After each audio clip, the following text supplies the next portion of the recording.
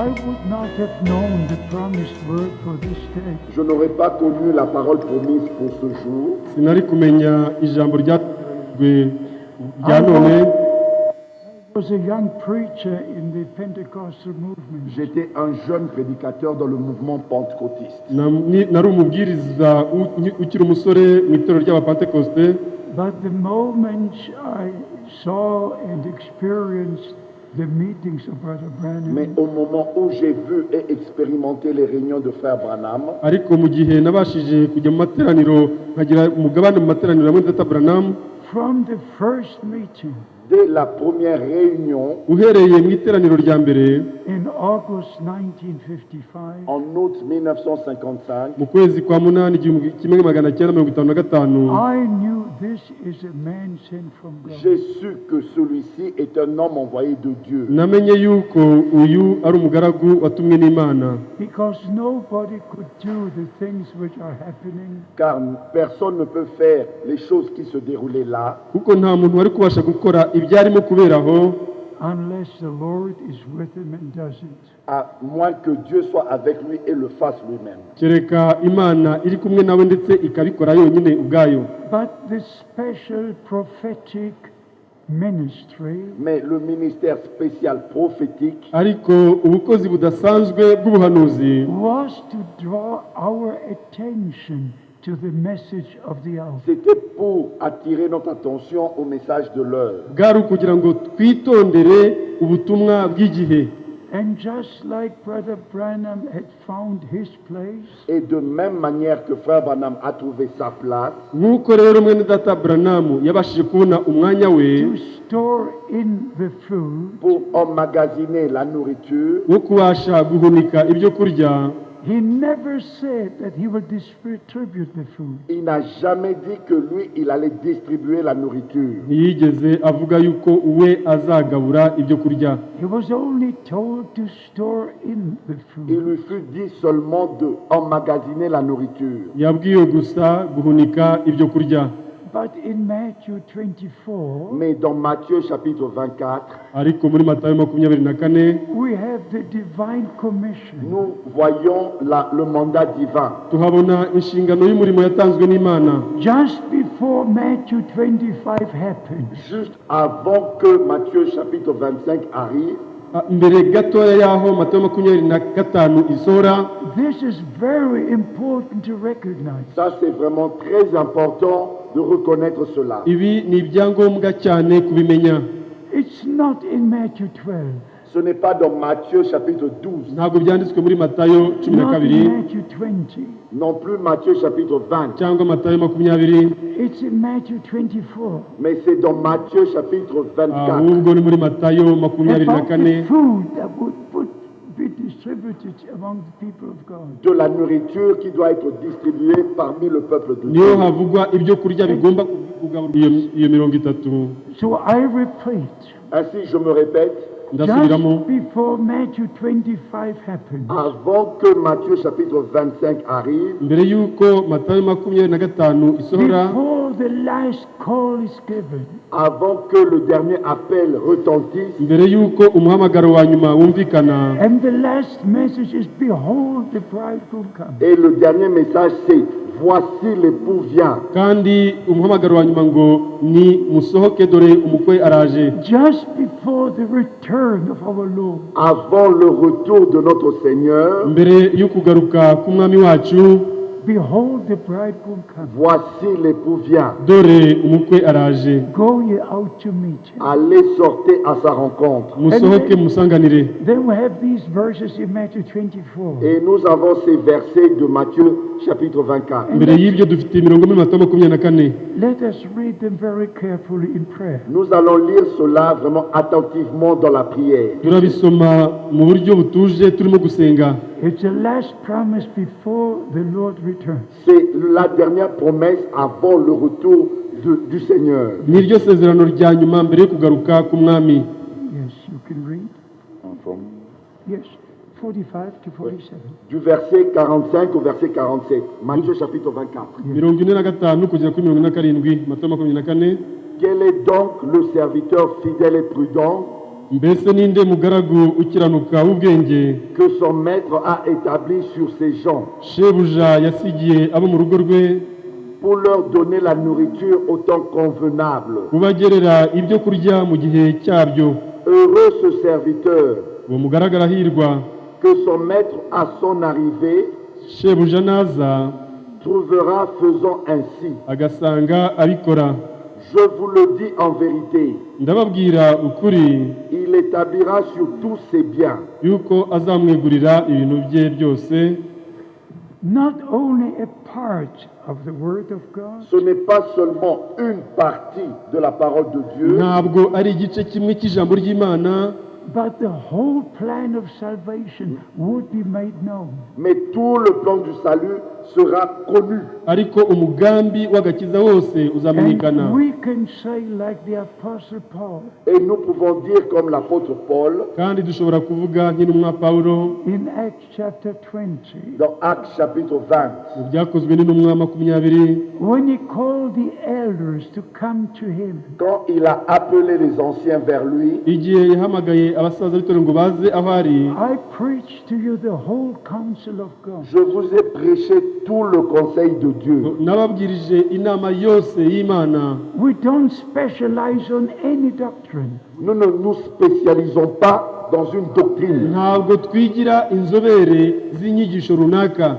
We remain in balance when we preach the Word of God. Nous demeurons dans l'équilibre quand nous prêchons la parole de Dieu. tuguma mu ruhagarariro rwiza mu gihe turimo kubwiriza ijambo ry'Imana. Those who preach their own interpretation, Ceux qui apportent leurs propres interprétations, ababwiriza insobanuro bwite zabo they always have the same subject. ils ont toujours le même sujet. bahora bafite ingingo imwe. But we preach repentance. Mais nous prêchons la repentance, ariko twebwe tubwiriza kwihana We ibyaha, preach the forgiveness of sins. nous prêchons le pardon de nos péchés, tubwiriza ukubabarirwa ibyaha We byacu, preach reconciliation. nous prêchons la réconciliation, tubwiriza ukwiyunga n'Imana, We preach the love of God. nous prêchons l'amour de Dieu. tubwiriza urukundo rw'Imana. And we know what the Apostle Paul has written. Et vous savez ce que l'apôtre Paul a écrit kandi muzi ibyo intumwa Pawulo yanditse In 1 Corinthians 13, dans 1 Corinthiens chapitre 13. mu Bikorino ba mbere igice cya 13, if I would know all the mysteries Si je connaissais tous les mystères ngo namenya ubwiru bwose and don't have the love of God, et que je n'ai pas l'amour de Dieu, ariko nkaba ndafite urukundo rw'Imana, I'm nothing.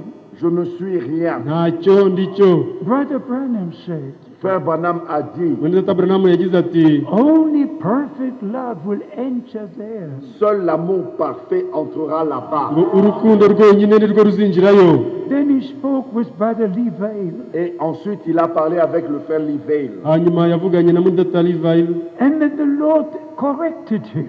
Et le Seigneur l'a corrigé. kandi umwami ahereko amukosora. It's not only perfect love, Ce n'est pas seulement de l'amour parfait, yaramubwiye ngo ntabwo ari urukundo gusa but to rutunganye, perfectly believe every word of God. mais de croire parfaitement chaque parole de Dieu. ngo ariko ni ukwizera mu buryo butunganye buri jambo ryose Not ry'Imana. only to say perfect love, Ce n'est pas seulement dire l'amour parfait, ntabwo ari ukuvuga gusa ngo urukundo but the rutunganye, perfect love is connected to the perfect word of God. mais l'amour parfait est connecté à l'amour, à la parole parfaite de Dieu. ariko urukundo rutunganye rufatanye n'ijambo ritunganye ry'Imana.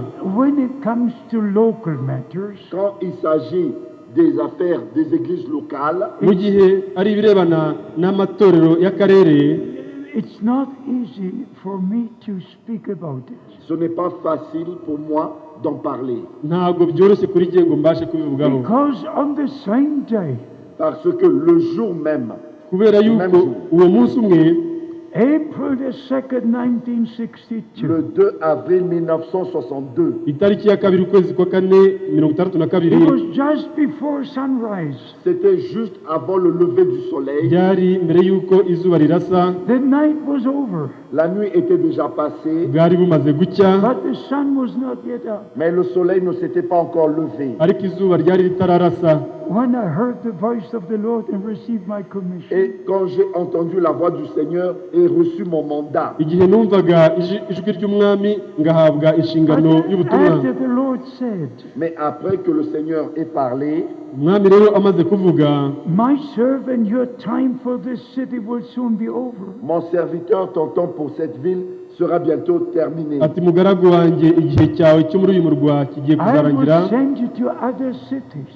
Je t'enverrai dans d'autres villes nzagutuma mu yindi mirwa to preach my word. pour prêcher ma parole. ngo ubwirizeyo ijambo ryanjye. Then I said, Et j'ai dit, hanyuma naravuze dear nti, Lord, they will not hear me. bien-aimé Seigneur, ils ne vont pas m'écouter. ngo mukundwa mwami ntabwo bazanyumva. And the Lord spoke the second time. Et le Seigneur a parlé une seconde fois. hanyuma umwami yavuze ubugira kabiri, My servant, the time will come when they will hear you. Mon serviteur, le temps viendra où ils t'écouteront. ngo mugaragu wanjye igihe kizagera aho bazakumva. Store in food, Emmagasine la nourriture, hunika ibyo kurya, for a great famine is coming. car une grande famine approche. ubw'inzara ikomeye igiye kuza. Then thou shalt stand amidst the people, Et tu te tiendras au milieu du peuple kandi uzahagarara hagati y'ubwoko to give out the food. pour distribuer la nourriture. kugira ngo ugabure ibyo kurya. But this was only the two first parts. Mais ça, c'était les deux premières parties. ariko ibyo ni ibice bibiri bya mbere. Then the Lord spoke again. Et le Seigneur a dit encore, hanyuma umwami My yasubiye kuvuga servant, mon ati serviteur mugaragu wanjye don't establish local church. n'établit aucune église locale, ntuzashinge amatorero y'akarere, Don't publish a songbook. ne publie aucun livre de cantique, ntuzandike ibitabo by'indirimbo witirirwa, For it is a sign of a denomination. car c'est un signe de dénomination. kubera yuko ibyo ari ikimenyetso cy'idini. This is part of the divine commission. Ça, c'est une partie du mandat divin. ibi ni kimwe mu bigize inshingano y'umurimo. If I should involve in local matters, Si je dois m'impliquer dans les affaires des églises locales, niba ngomba kwinjira mu bibazo I would, by'amatorero have to, y'akarere, I would have to stay here for a year or two. je devrais donc rester ici pendant 1 année ou 2 ans. nakagombye kuguma hano umwaka umwe cyangwa ibiri. But I just come and go. Mais moi, je ne fais que venir et partir. nyamara ndaza ngasubira nkagenda. I only stay 1-2 days. Je ne reste que 1 ou 2 jours. nguma ahantu hamwe iminsi ibiri cyangwa itatu, Have umunsi 2 umwe cyangwa or ibiri, 3 Et meetings. tenir 2 ou 3 réunions. hanyuma tukagira amateraniro abiri And I cyangwa go atatu, to the next city, next Et country. je continue dans la ville suivante, le pays suivant. hanyuma ngakomeza mu kindi gihugu no ndetse no mu rundi murwa. But by the grace of Almighty God, Mais par la grâce du Dieu Tout-Puissant, ariko kubw'ubuntu bw'Imana ishobora byose, if you humble yourself si vous vous humiliez niba muciye bugufi and esteem your brother higher than yourself, et que vous estimiez vos frères plus que vous-même, ukabona yuko mwene so hari icyo uko akuruta, as the scripture says, comme l'Écriture le dit, nk'uko ibyanditswe bivuga, then the Lord will arrange all things in the local church. c'est ainsi que le Seigneur va arranger tout dans les églises locales, l'église uko locale. niko umwami azabasha God placed gukemura byose the mu matorero fivefold y'akarere. ministry, Dieu a placé les 5 ministères, Imana yashyizeho ubukozi butanu,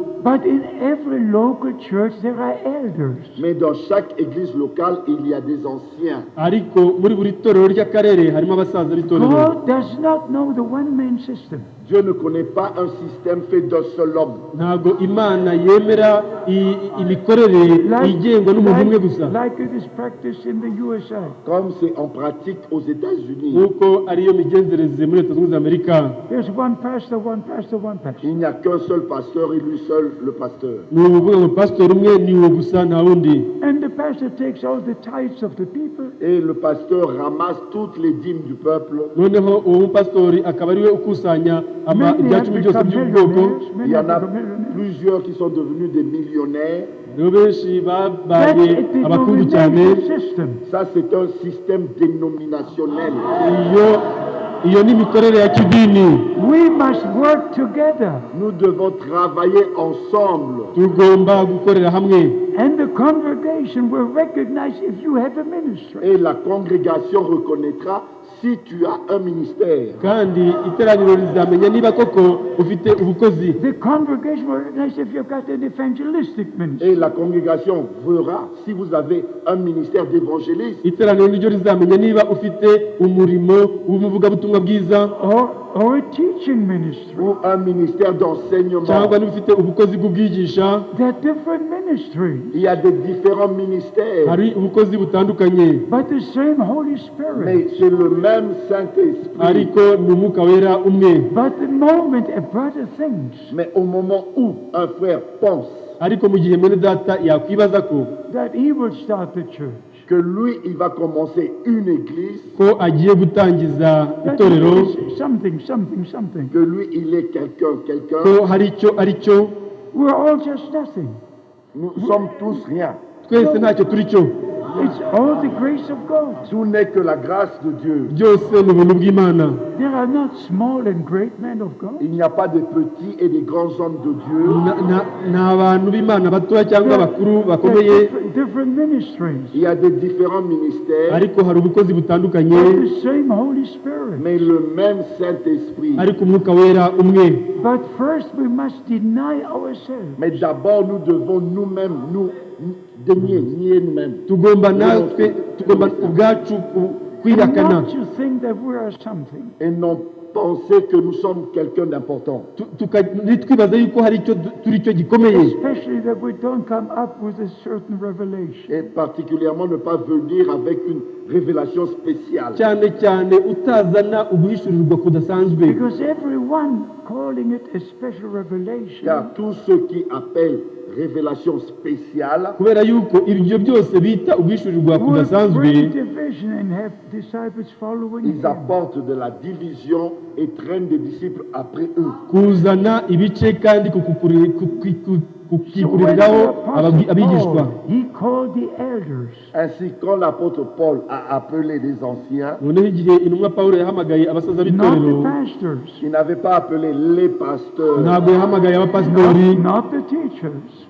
non plus les docteurs, ntabwo yahamagaye abungeri cyangwa He abigisha, called the elders. il avait appelé les anciens. yahamagaye abasaza b'itorero. Even when somebody's sick in the church, Même quand quelqu'un est malade dans une église, Niyo umuntu arwaye mu itorero, according to James chapter 5, selon Jacques chapitre 5, nk'uko byanditswe muri Yakobo 5, they are to call the elders, ils doivent appeler les anciens bagomba guhamagara abasaza b'itorero that they should anoint with oil and pray. qui puissent loindre d'huile et prier pour la kugira ngo personne. bamusige amavuta kandi bamusengere. So not a one-man system. Ainsi, ce n'est pas un système d'un seul homme, noneho ntabwo ari imikorere iganzwe n'umuntu umwe gusa, But the brothers who have a ministry mais les frères qui ont un ministère, ariko bene data bafite ubukozi to recognize one another, qui se reconnaissent les uns les autres bagomba kumenyana hagati yabo and to serve the Lord together. et servir le Seigneur ensemble. kandi bagakorera umwami bari hamwe. Brothers, I tell you the truth.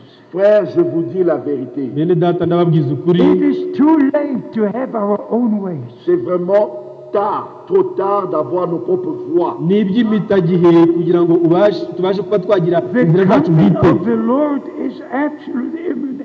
La venue du Seigneur est absolument imminente. ukugaruka k'umwami kuregereje cyane. We're not only in the end time, Nous ne sommes pas arrivés seulement au temps de la fin, ntabwo turi ku iherezo ry'ibihe gusa, we are at the end of the end time. nous sommes à la fin du temps de la fin. ahubwo turi ku iherezo ry'ibihe bya nyuma. And especially one cannot go into another city Et particulièrement, quelqu'un ne doit pas aller dans une autre ville noneho kubw'umwihariko nta muntu ugomba kujya mu wundi murwa and try to arrange things the way he wants them to et be. essayer d'arranger les choses comme lui voudrait que ça ngo soit. abashe kujya gutunganya ibintu nk'uko ashaka ko bigenda. Oya. No, stay where you are. Non, restez là où vous êtes. ndabinginze mugume aho muri, Unless you are invited to come. À moins que vous soyez invité à venir aller là-bas. kereka ubashije kuba utumiwe ngo ujyeyo. So we must find our place in the kingdom of God. Ainsi, nous devons trouver notre place dans le royaume de Dieu. noneho tugombe tubone umwanya wacu mu bwami bw'Imana. But I cannot involved in local matters. Mais moi, je ne peux pas m'impliquer dans les affaires des églises locales. ariko njyewe ntabwo nabasha kwivanga mu bibazo by'amatorero y'akarere. I can only say this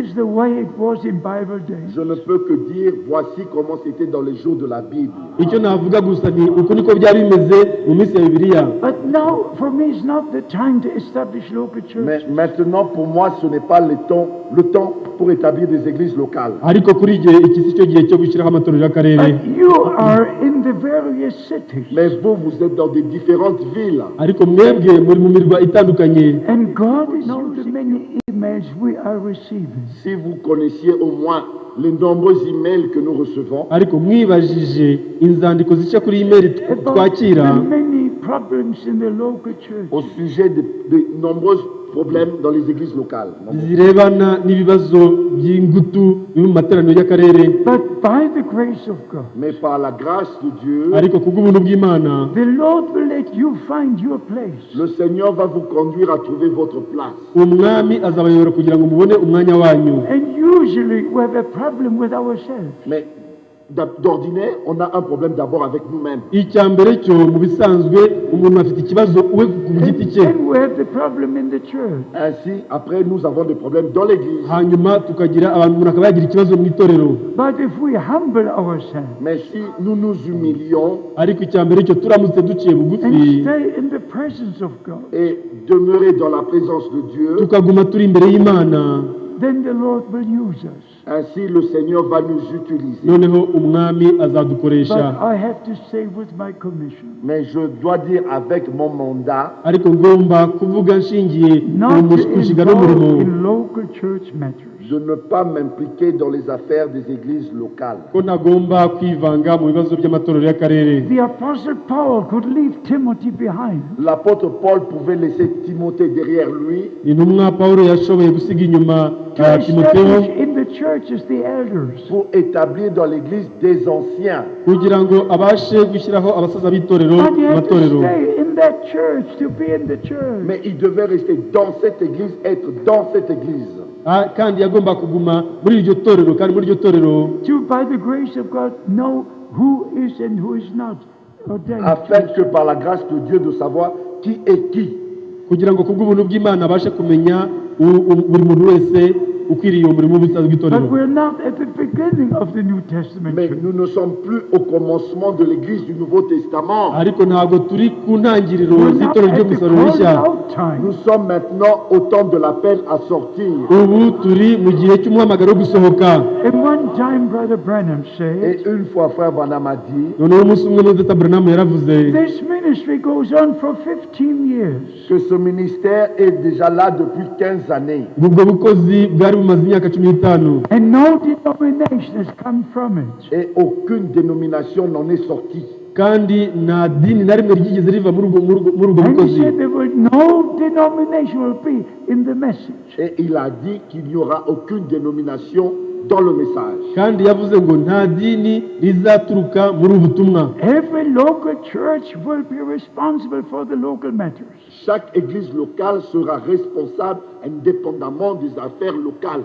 buri torero ry'akarere rigomba kugira inshingano zirireba ku birebana n'itorero ry'akarere. We don't have a headquarter on earth. Nous n'avons pas un quartier général. nta cyicaro gikuru dufite ku isi. As Brother Branham said, Comme frère Branham a dit, nk'uko Dr. Branham our yabivuze, headquarter is in heaven. notre quartier général est au ciel. icyicaro gikuru cyacu kiri And mu the ijuru. Lord places the different ministries. Et le Seigneur a placé des différents ministères. kandi umwami yashyizeho ubukozi Even butandukanye. imagine for the Lord to say to me, Même imaginez-vous que le Seigneur me dise, namwe mwibaze kubona n'umwami ndetse my yarambwiye son, don't publish a songbook. mon serviteur ne publie aucun livre de cantique, ngo mugaragu wanjye ntuzandikishe igitabo cy'indirimbo kikwitirirwa, Because it's a sign of a car denomination. c'est un signe de dénomination. kubera yuko ari ikimenyetso cy'idini. Every denomination has their own songbook. Chaque dénomination a son propre livre de cantique. buri Everyone. dini rifite igitabo cyabo cy'indirimbo buri ryose. So we must understand Ainsi, nous devons comprendre, noneho tugomba gusobanukirwa this is God's final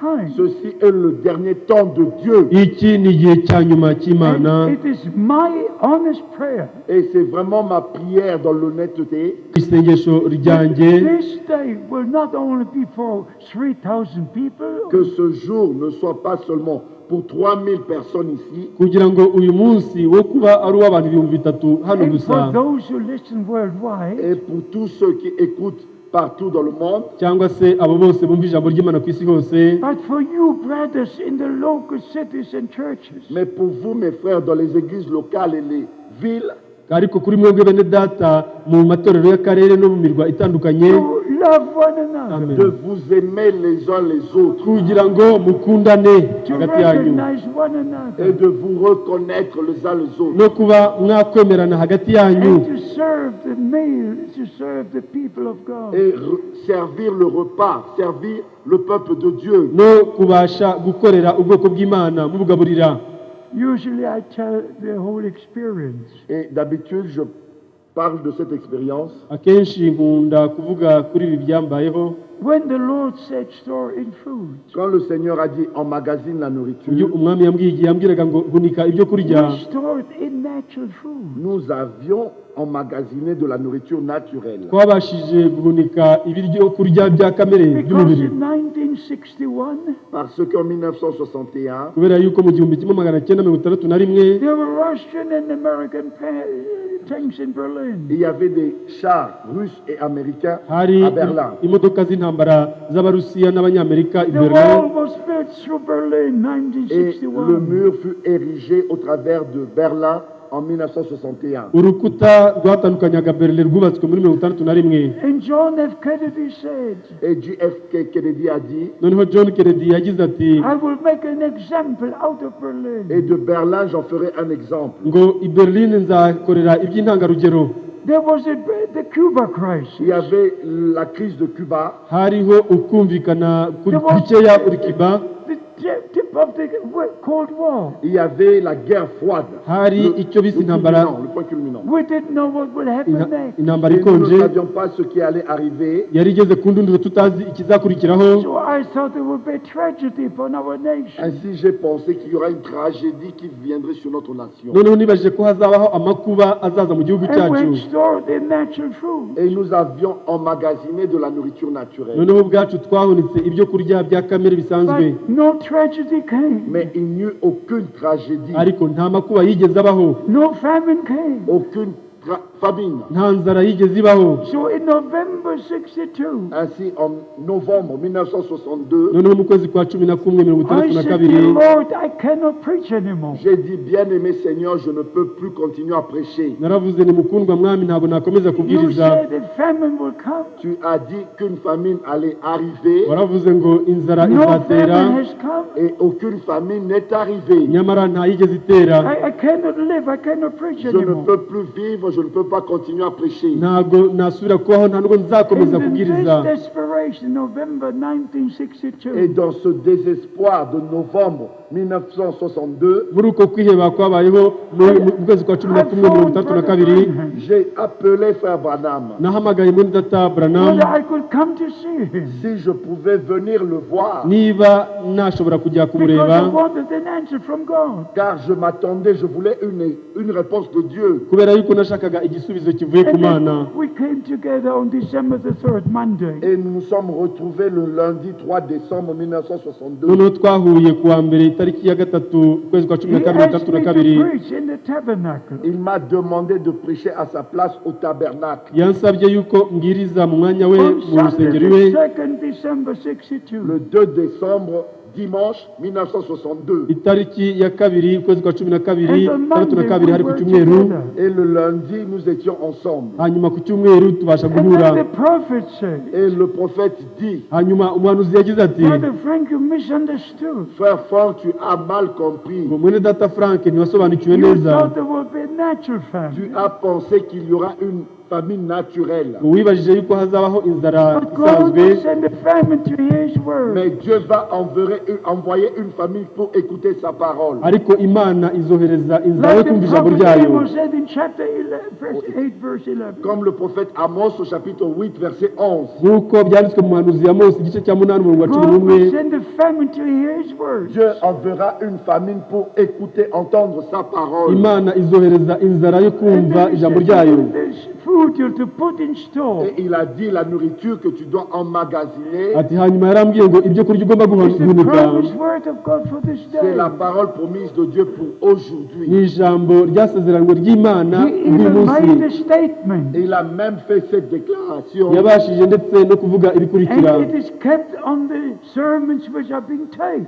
Et c'est gardé dans les prédications qui sont enregistrées. kandi ibyo biri ku bibwirizwa biri gufata amajwi. But at the end of this Mais conversation, à la fin de cette conversation, ariko mu gusoza icyo on kiganiro, Monday the 3rd, le 1962, 3 décembre, lundi 1962, tariki 3 ukwezi kwa 12 hari kuwa mbere 1962, wait for the giving out of the il food. a dit, frère Franck, attends pour la distribution de la nourriture. yaravuze ati mwene data Frank utegereze kubwo Until kuzagabura you ibyo get the kurya rest of the food. Jusqu'à ce que tu reçoives le reste de la nourriture. kugeza aho uzabasha kwakira And the ibisigaye by'ibyo kurya. final words on that day Et les dernières paroles de ce jour-là étaient, kandi amagambo ya nyuma kuri uwo munsi yari were aya. at the parking lot. c'était sur le parking, twari aho imodoka zihagarara muri Just parikingi, when we were about to enter the car, juste avant d'entrer dans la voiture. mbere y'uko twinjira mu modoka I had a question. J'avais une question. nari mfite ikibazo. I just said, Brother Branham, J'ai dit, frère Branham, naramubwiye ni mwene data Branham, do I have the right to pray for the sick? ai-je le droit de prier pour les malades? ese koko mfite uburenganzira bwo gusengera And abarwayi? his answer was, Et voici sa réponse. igisubizo cye cyabaye iki? everyone who's called to preach the gospel Chaque personne qui a été appelée à prêcher l'évangile buri muntu wese wahamagariwe kubwiriza who's ubutumwa bwiza called to preach salvation of the soul et qui est appelé à prêcher le salut des âmes wahamagariwe kubwiriza agakiza is k'ubugingo called to pray for the sick. est aussi appelé pour prêcher, prier pour les malades. yanahamagariwe gusengera It's the abarwayi. same commission. C'est le même mandat. ni ya nshingano So imwe by y'ubutumwa. the grace of God, Ainsi, par la grâce de Dieu, noneho kubw'ubuntu bw'imana we have the divine authority to nous avons l'autorité divine dufite ubutware duhabwa preach n'imana the remission of sins, de prêcher la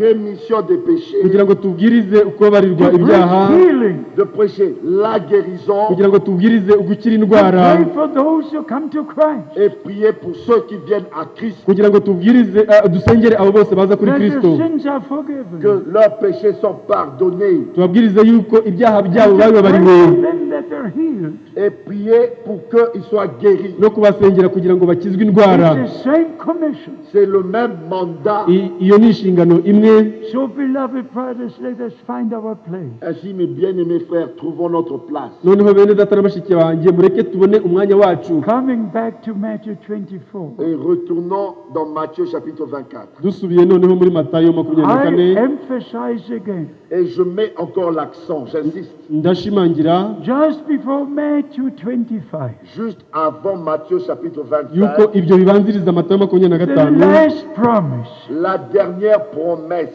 isezerano rya to nyuma distribute the food, pour distribuer la nourriture ryo kugabura ibyo to kurya share every word of God, et partager, distribuer chaque parole de Dieu no kugabura buri jambo ry'Imana ryose with the true bride of Christ, avec la véritable épouse de Christ, hamwe n'umugeni nyakuri wa Kristo, with those who have an ear to hear what the Spirit has à to say. ceux qui ont des oreilles pour entendre ce que l'Esprit dit. ubwabo bose bafite amatwi yo kumva icyo umwuka avuga.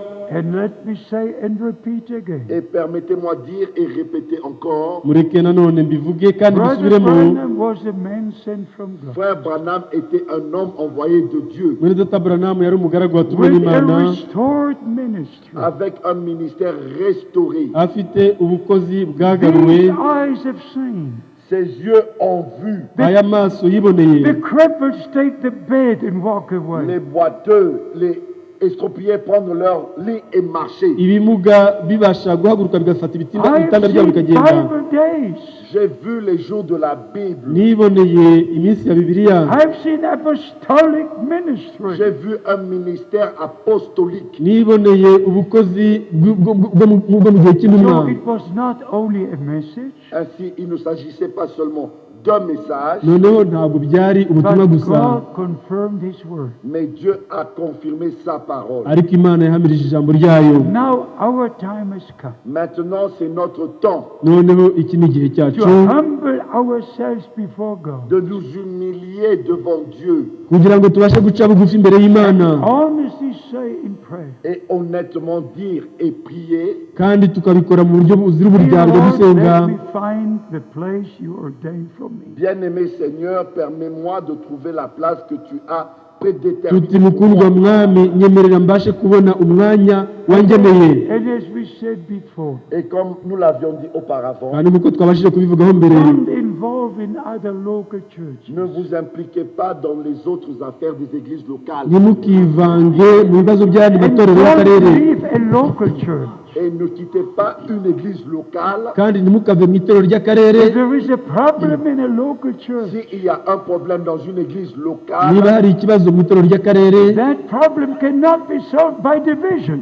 ce problème ne peut pas être résolu par une amen, icyo division. kibazo ntabwo gikemurwa no gucikamo ibice. No, Amen. by the grace of God. Non, par la grâce de Dieu, ibyo si byo, ariko ku bw'ubuntu You bw'Imana must unite in prayer. vous devez vous unir et prier. mugomba kwiyunga kandi mugasenga. Pray with Amen. all your heart. Et prier avec tout votre cœur kandi mugasenga n'imitima yanyu Let yose, the will of God be done. que la volonté de Dieu soit faite. kugira ngo ubushake bw'Imana bukoreke. Not Amen. what this brother wish or that brother wants. Ou non plus ce que ce frère désire ou ce que ce frère veut, atari ibyo uriya mwene data ashaka cyangwa se uriya ashaka. Beloved brothers, by the grace of God, bien-aimés frères, par la grâce de Dieu, bakundwa bene data, ku bw'ubuntu bw'Imana, in the local church in the city of Krefeld, dans l'église locale, dans la ville de Krefeld, mu itorero ry'akarere mu murwa wa Krefeld, since 1959, depuis 1959, guhera mu 1959, we have the same elders,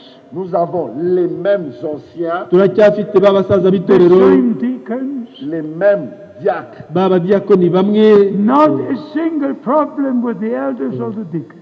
Il n'y a pas eu un seul problème avec les anciens Na- ou les diacres. nta kibazo na kimwe kigeze kibaho mu basaza b'itorero cyangwa mu badiyakoni. Just a divine harmony in the local church. Il n'y a que l'harmonie divine dans l'église locale. habayeho uguhuza kwazanwe n'Imana mu itorero So ry'akarere. the same, beloved brothers, whoever you are, from where you are, Et mes bien-aimés, la même chose partout où vous êtes et qui que vous soyez, noneho bene data bakundwa, ni nako bigomba this kumera aho is muri God's hose. time to unite in prayer. ceci est le temps de Dieu d'être unis dans la prière iki ni igihe cy'Imana cyo kwiyunga mu And gusenga find the will of God. et trouver la volonté de Dieu no kubona ubushake bw'Imana, And be ready with all your heart. et d'être prêt de tout votre cœur kandi tukaba twiteguye n'imitima yacu yose To just distribute the divine food. et afin de distribuer la nourriture spirituelle. kugira ngo mubashe kugabura ibyo kurya by'umwuka. And you know what our Lord said? Et vous savez ce que notre Seigneur a dit. kandi muzi yuko umwami wacu yavuze, My food is to do the will of God. Ma nourriture, Amen. c'est faire la volonté de ngo Dieu. ibyo kurya byanjye ni ugukora ubushake bw'Imana. The true spiritual food is connected to the will of God. La véritable nourriture spirituelle est connectée à la volonté de Dieu. ibyo kurya nyakuri by'umwuka bishamikiye ku bushake bw'Imana nyakuri. And as our Lord said in the Garden of Gethsemane, Comme notre Seigneur a dit dans le jardin de Gethsemane, ko umwami wacu yabivuze mu busitani not bwa as Getsemane, I will, pas comme je veux, ngo ntibibe nk'uko nshaka, not what I will. pas ce que je veux. ntibibe ibyo nshaka. Read. musome Lisez-le, lisez-le. ubisome.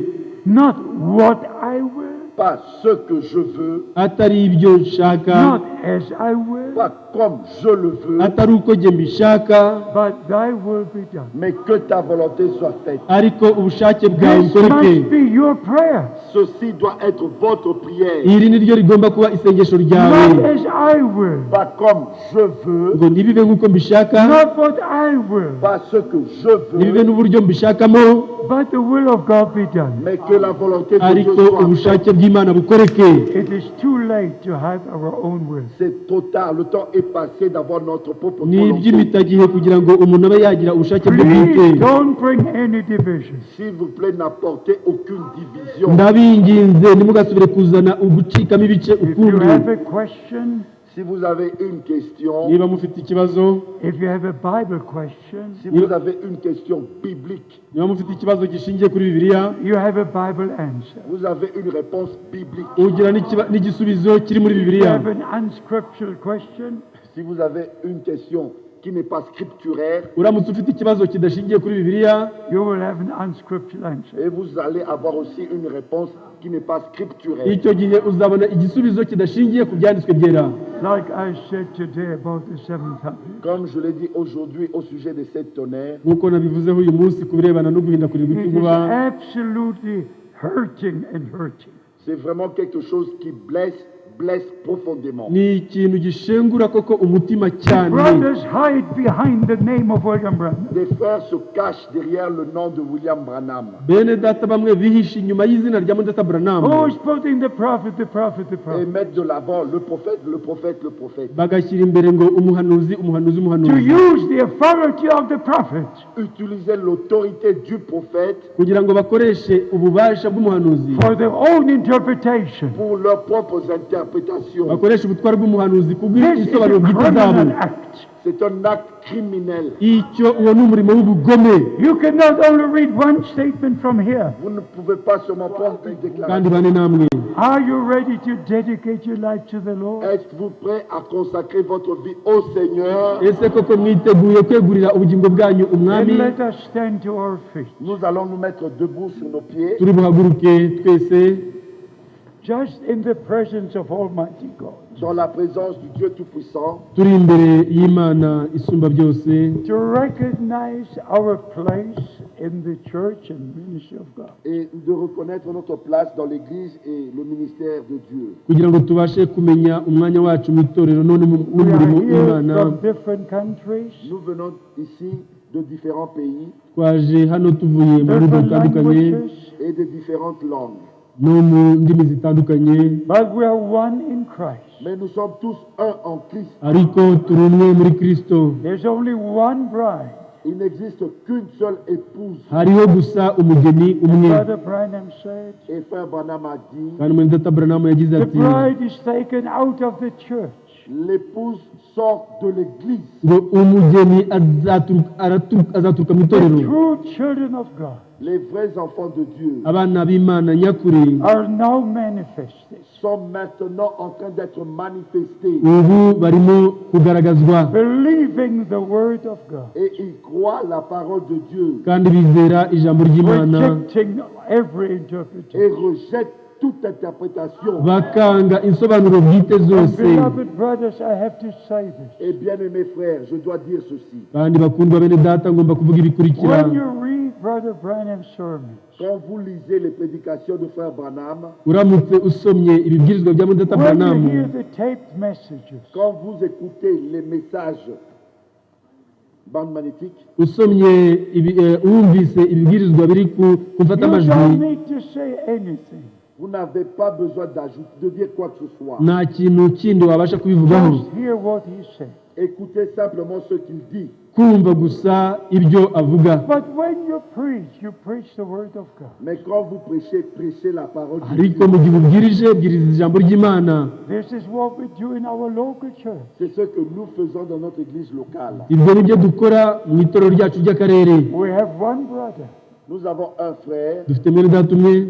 On every Sunday, if I'm not there, Chaque dimanche, quand je ne suis pas présent, buri cyumweru iyo ntahari, he reads from a sermon of Brother Branham. il lit des prédications de Frère Branham.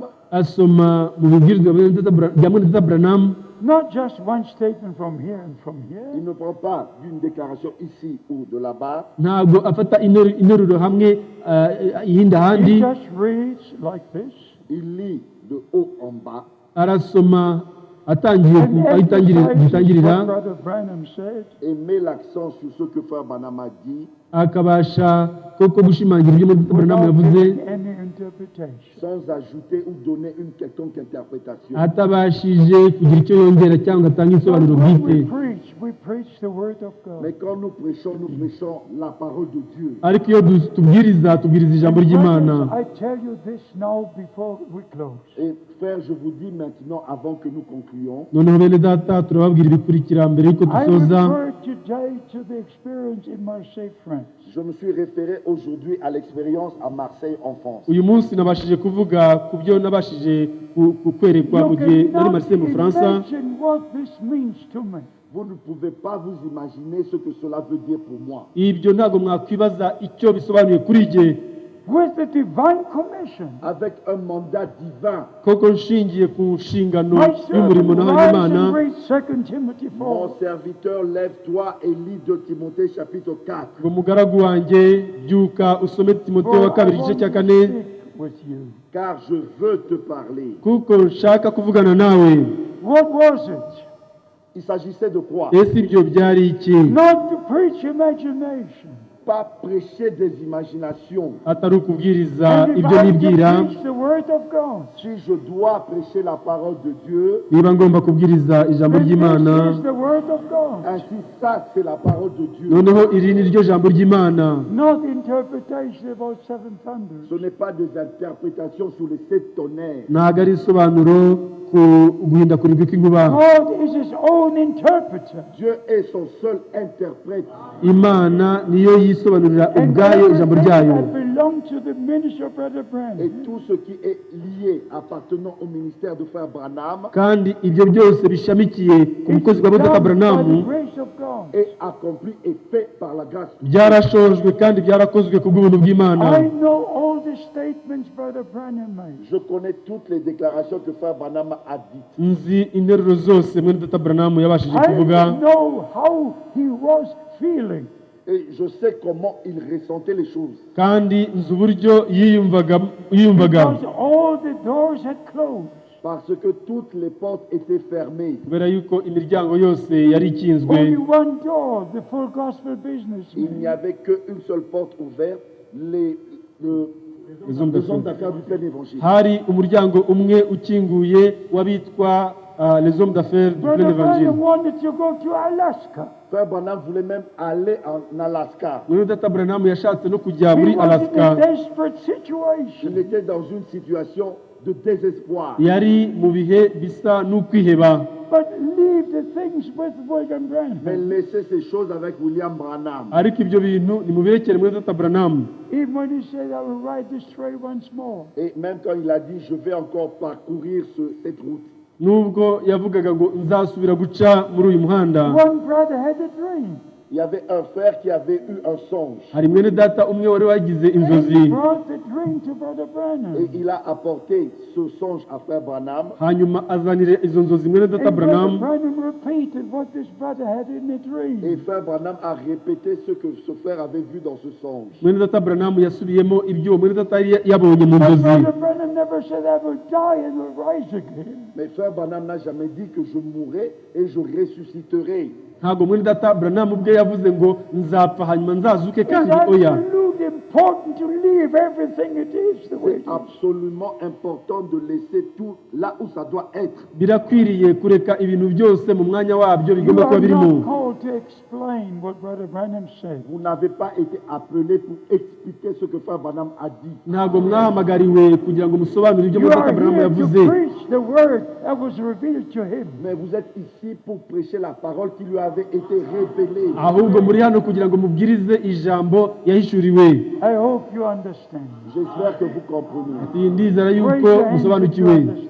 Levez vos mains si vous comprenez. muzamure ibiganza byanyu niba Leave musobanukiwe. everything with Brother Branham. Laissez tout ce qui est en relation avec And Frère with Branham God. mureke ibyo byose birana na Branham, And murebe find your n'Imana, place. et trouvez votre propre Your place mubone place umwanya wanyu bwite, in your umwanya wanyu bwite ministry. dans votre ministère, mu bukozi bwanyu, In the body of Christ. dans le corps de Christ. mu These are the final mubiri wa Ça, Kristo. c'est le dernier temps, le moment final, iki ni igihe cya nyuma Before the return of Christ. avant le retour de Christ. mbere yo kugaruka kwa Kristo. And I repeat again. Et je répète, ndasubiramo Matthew 24, Matthieu chapitre 24, matayo makumyabiri na kane verse 45 to du 47. verset 45 au verset 47. uhereye ku murongo wa 45 kugeza ku 47 Matthew 25. C'est juste avant Matthieu chapitre 25. bibanziriza matayo 55. Behold, the bridegroom comes. Voici l'époux vient. dore umukwe araje, Go ye out to meet him. Allez, sortez, allez à sa rencontre. musohoke And the kumusanganira, bride lives by every word of Et God. l'épouse vit par chaque parole de Dieu. kandi umugeni abeshwaho na buri jambo every ry'Imana, word of God was revealed by the grace Et of God. chaque parole de Dieu a été révélée par la grâce de Dieu. kandi buri jambo ry'Imana ryahishuwe ku bw'ubuntu About bw'Imana. God and about water Au baptism. sujet de la divinité du baptême d'eau, ku birebana n'Imana n'umubatizo w'amazi de l'élection de tout. no gutoranywa, I would not know what happened in the Garden of Je Eden. n'aurais pas su ce qui était arrivé dans le jardin d'Éden. ntabwo ubwanjye nari kumenya ibyabereye mu ngobyi ya You would Edeni, not know what happened in the Garden of Et Eden. vous non plus, vous n'auriez pas su ce qui est arrivé dans le jardin d'Éden. namwe ubwanyu nimwari kumenya ibyabereye mu ngobyi ya And Brother Edeni. Branham said, Et frère Branham a dit, ariko muri data Branham yaravuze there was ati only one word added. il n'y a eu qu'un seul mot ajouté. ngo harimo ijambo rimwe gusa ngo kongera, And Eve was deceived. Ainsi, et Ève a été séduite. hanyuma Eva And abasha Brother Branham kuyobywa. said, Et frère Branham a dit, muri data Branham yaravuze ati unbelief in what God said ne pas croire ce que Dieu a dit, kutizera ibyo Imana yavuze, was the first sin. c'était ça le premier péché. icyo nicyo cyabaye icyaha The cya mbere. first sin in the Garden of Le Eden premier péché dans le jardin d'Éden, icyaha cya mbere cyabereye mu ngobyi ya was Edeni unbelief in what God had said to c'était Adam. l'incrédulité dans ce que Dieu avait dit. cyabaye ukutizera ibyo Imana yavuze. Unbelief is terrible. L'incrédulité, c'est terrible. kutizera ni ibintu by'akaga cyane, It says those who did not believe Et l'Écriture dit, ceux qui n'ont pas cru, kandi icyanditswe kigira ngo they could not abatarizeye enter the promised land. ils ne pouvaient pas entrer dans la terre promise. ntabwo binjiye mu gihugu cy'isezerano. Unbelief and disobedience L'incrédulité et la désobéissance ukutizera n'ukutumvira go together.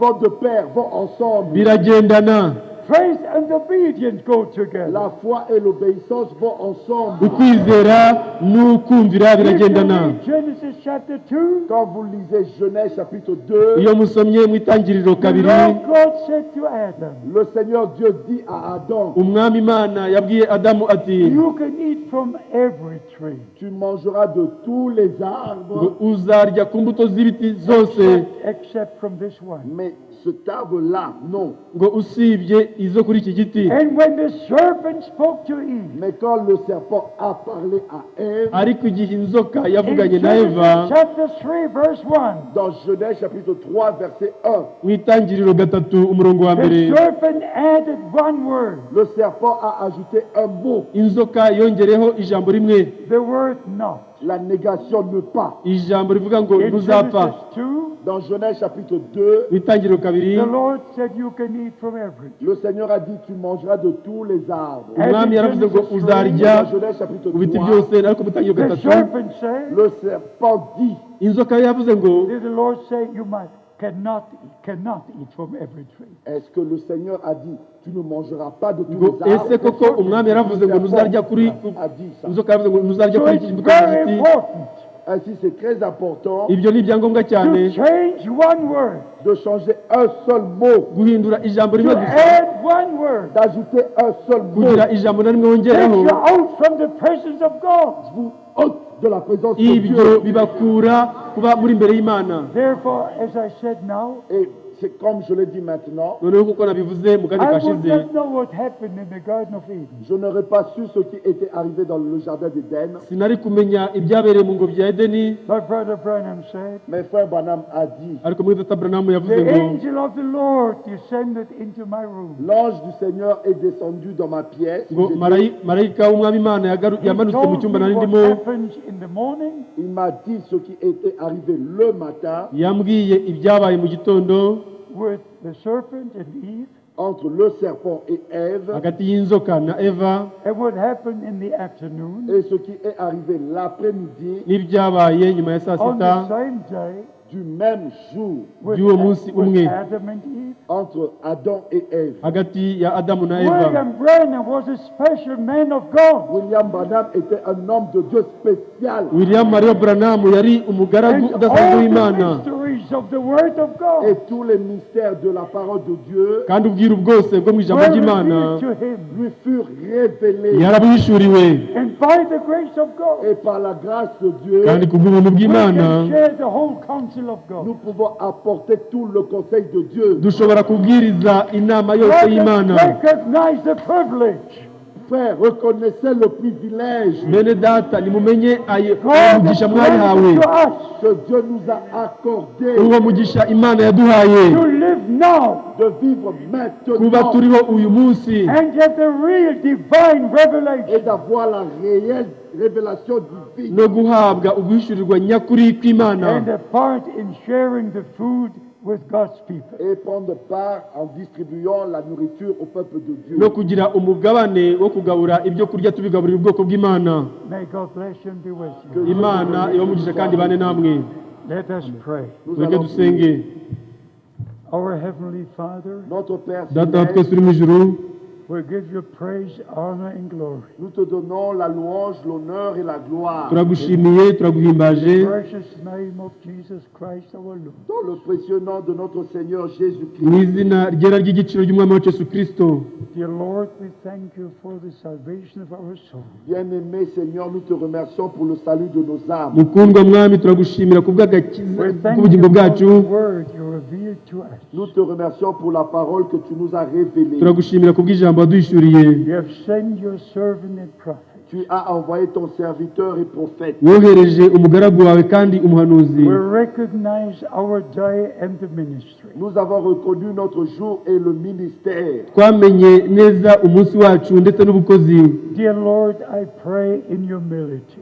Bien-aimé Seigneur, je prie dans l'humilité. mukundwa mwami ndasenga mu guca bugufi, As you gave me the privilege to be together with your servant, Ah, comme tu m'as donné le privilège d'être ensemble avec tes serviteurs. nk'uko nahawe amahirwe yo kuba nteranye n'abagaragu bawe. today you gave me the privilege Aujourd'hui, tu m'as donné ce privilège uyu munsi wampaye ayo mahirwe to be with my brothers d'être avec mes frères kuba ndi kumwe na bene data from different nations, de différentes nations bava mu bihugu bitandukanye sharing the same spiritual food. et distribuant la même nourriture spirituelle. kandi bagabura ibyo kurya bimwe May by'umwuka. the anointing of the Holy Que Spirit l'onction du Saint-Esprit icyama ugusigwa rest n'umwuka wera upon each and every one. repose sur chacun d'eux, tukabasha kujya hejuru May ya buri we wese, recognize it's the last message. qu'ils puissent tous reconnaître que c'est le dernier message. bose babashe kumenya yuko ari ubutumwa bwa Behold, the nyuma. bridegroom cometh. Voici l'époux vient.